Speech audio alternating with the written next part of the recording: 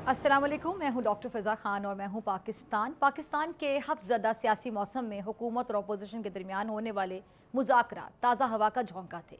सभी ने इसे खुश आइन करार दिया था कि सियासत में मुकालमे से राह फरार का मतलब सिस्टम को बंद गली की जानिब धकेलना होता है और बहुत से तज्ज़ियाकारों के लिए PTI की जानिब से मुज़ाकरात की पेशकश हैरत अंगेज़ थी, क्योंकि इससे पहले तहरीक इंसाफ हुकूमत को तस्लीम करती थी और ना ही उससे बातचीत करने के लिए तैयार थी।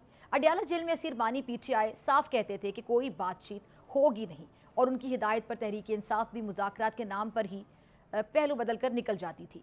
तब मुफाहमत नहीं बल्कि मुज़ाहमत PTI का स्लोगन था। फिर PTI ने यू टर्न लिया और कहा कि जी हम मुज़ाकरात के खिलाफ नहीं, बल्कि बात होगी तो सिर्फ फ़ौज से हो। जी तो शहरियार अफरीदी साहब के इस बयान पर पाकिस्तान तहरीक इंसाफ ने, आपको याद होगा, कई वजाहतें पेश की।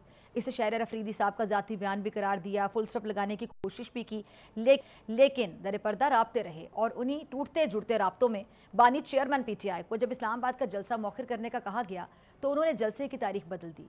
जुमेरात को सुबह सवेरे बानी चेयरमैन PTI से जेल में मुलाकात के बाद PTI के रहनुमा आजम सवाती ने जलसा मौखिर करने का ऐलान किया और बानी चेयरमैन PTI को पैगाम दिया गया था कि जी सुप्रीम कोर्ट में हसास नौयत के केस की समाअत के दौरान मजहबी जमातों का एहतजाज मुतवक्किल है, हालात कशीदा हो सकते हैं। आजम सवाती और गौहर खान की जो सुबह सवेरे जेल में गैर मामूली मुलाकात हुई, उसके बाद फिर बानी चेयरमैन PTI खास से मुतमईन थे कि जी बैकडोर राब्ते हो रहे हैं।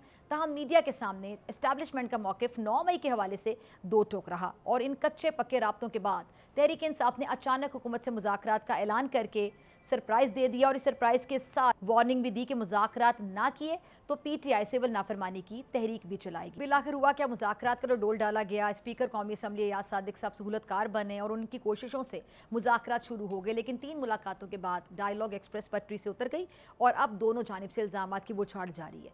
PTI हुकूमत को इल्ज़ाम दे रही है और हुकूमत का कहना क्या है कि जी PTI जिस बेताबी से आई थी उसी बेताबी से मुज़ाकरात बीच चौराहे में छोड़कर चली गई। मुज़ाकरात का सेहरा किसके सर था और नाकामी का जिम्मेदार आखिर कौन है, इससे हटकर सवाल ये है कि PTI आगे क्या करने जा रही। क्या एक बार फिर से कप्तान के खिलाड़ी सड़कों पर होंगे?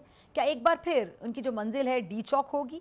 इसका जवाब PTI के गढ़ खैबर पख्तूनख्वा के नामजद सदर जुनैद अकबर वाज़े अल्फाज में देते हैं एक न्यूज़ शो में। जुनैद अकबर ने कहा कि जी अब होम्योपैथिक पॉलिसी हैं वो नहीं चलेंगी और ना ही होम्योपैथिक क़यादत चलेगी, बल्कि हार्ड कोर क़यादत सामने लाई जाएगी। जी तो अब साथ ही मुज़ाकरात ख़त्म किए जाने के बावजूद PTI मुंतज़िर है कि जी हुकूमत जुडिशल कमीशन के क़याम का ऐलान करे तो वो पलट सकती है।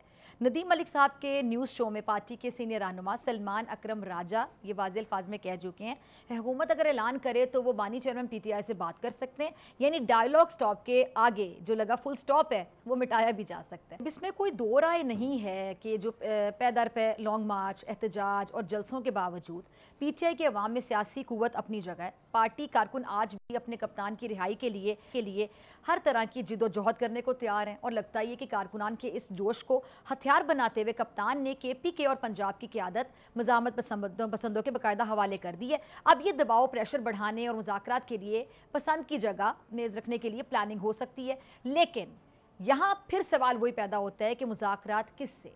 हुकूमत से तो बातचीत का जो दरवाज़ा है कप्तान ने बंद कर दिया। अब ऐसा ही है, लेकिन एस्टैब्लिशमेंट से डायलॉग पर मुमानत नहीं।